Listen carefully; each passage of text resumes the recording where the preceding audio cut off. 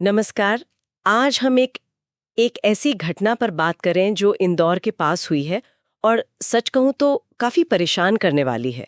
हमारे पास कुछ ताज़ा रिपोर्ट्स हैं जो इस जघन्य अपराध का पूरा ब्यौरा दे रही हैं। जी बिल्कुल, ये घटना वाकई झकझोर देने वाली है। हाँ, तो ये हुआ 27 जून 2025 की दोपहर को।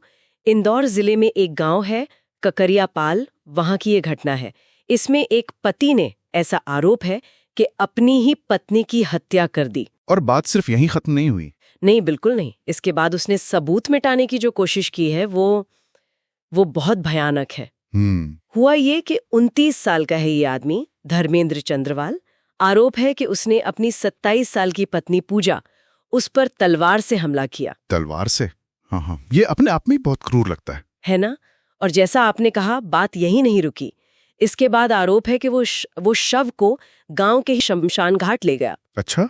और वहां पेट्रोल डालकर लकड़ियों के साथ उसे जलाने की कोशिश की। ओह, ये तो बहुत ही विचलित करने वाला है। मतलब सिर्फ हत्या नहीं, बल्कि उसके बाद इस तरह से सबूत मिटाने का इतना ठंडा कैलकुलेटेड प्रयास। हाँ, और ये जो क्रूरता है और फिर ये सबूत मिटाने की कोशिश, ये हिंसा के एक अलग ही लेवल को दिखाती है। बिल्कुल, ये दिखाता है कि शायद ये सिर्फ एक आवेग में किया गया कृत्य नहीं था। अच्छा, पर ये सब पता कैसे चला?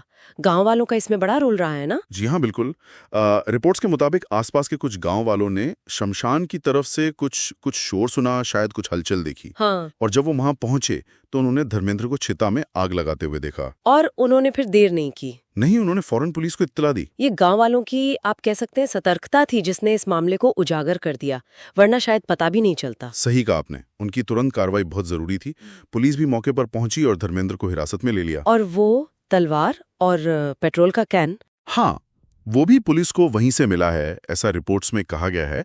तलवार और पेट्रोल का कैन दोनों बरामद हुए। और पूजा का शव उस समय अधजली हालत में मिला था।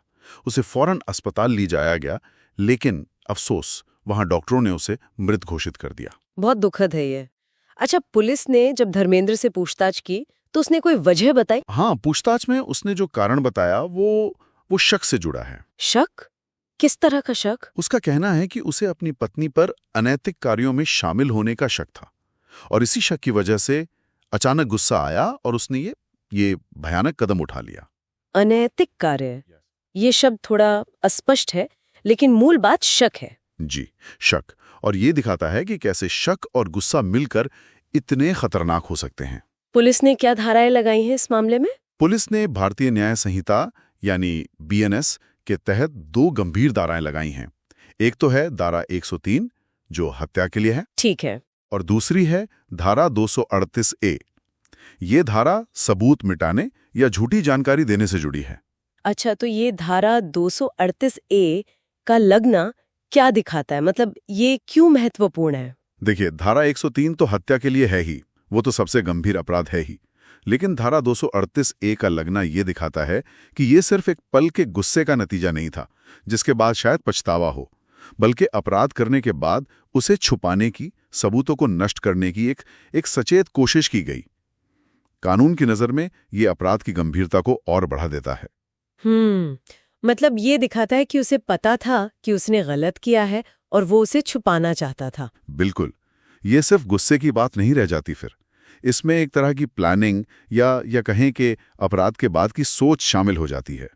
ये वाकई सोचने वाली बात है कि कैसे रिश्तों में शक इस हद तक जा सकता है। हाँ, ये मामला हमें सोचने पे मजबूर करता है कि कैसे व्यक्तिगत संदेह, खासकर अगर संवाद की कमी हो, तो वो कितना विनाशकारी हो सकता है। जब भरोसा टूटता है, बात नहीं होती, तो गुस्सा और शक ये मिलकर ऐसी त्रासदियों को जन्म दे सकते हैं। गुस्से पर काबू खो देने के कितने भयानक नतीजे हो सकते हैं, ये इसका एक उदाहरण है। बिल्कुल। तो अगर हम इस पूरी बातचीत को समेटें तो मुख्य बातें ये निकलती हैं। इंदौर के पास ककरियापाल गांव में एक पति ने अपनी पत्नी की हत्या की। तलवार से? हाँ, तलवार से। वजह? शक। उसे पत्नी पर शक था। जी। और फिर उसने सबूत मिटाने के लिए शव को शमशान ले जाकर जलाने की कोशिश की। पेट्रोल से। लेकिन गांव वालों की वजह से वो पकड़ा गया। जी बिल्कुल।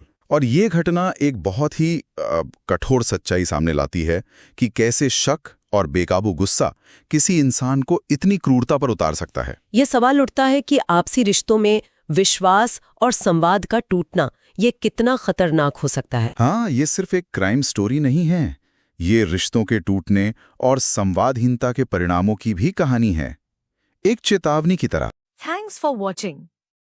If you like the video, please like, share, subscribe and hit the bell icon.